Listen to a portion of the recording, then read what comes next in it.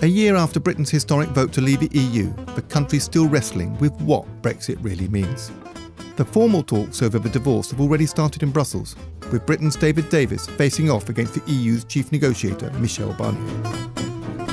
Those discussions will first focus on citizens' rights for EU nationals in the UK, and vice versa, and the up to €100 billion bill for leaving. But still bigger issues need to be resolved in the wake of Prime Minister Theresa May's failure to win a majority at this month's general election. That setback has raised questions about whether Mrs May has the mandate, authority or parliamentary numbers to push through her vision of Brexit, which involves exiting both the EU single market and its customs union. So what are the possible outcomes for the UK? They range from the hardest of hard Brexits to an alternative so soft it looks quite like full EU membership. The chief possibilities include exit without a deal. The UK crashes out of the EU without a divorce agreement. This is what will happen if there's just no progress when the clock on the talks ticks down in March 2019. A basic withdrawal agreement. Britain and the EU agree on a divorce deal, on citizens and money, but not much more.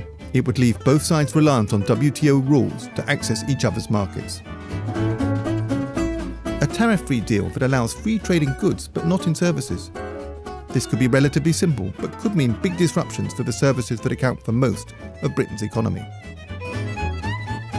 A wide-ranging deal that covers services as well as goods, but gives a big role for the European Court of Justice and may involve paying more money into the EU's coffers. A customs union agreement. Britain gives up control of setting its own tariffs. This would reduce barriers for manufacturers selling to Europe, but destroy the prospect of trade deals with third countries. And finally, participation in the single market. Britain remains subject to EU rules, including the free movement of people. This is the option that would preserve most of the status quo, but would look to some like just following Brussels' orders.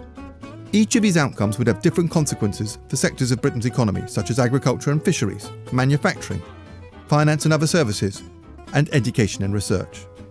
None would be a choice for Britain alone. Europe also gets a vote.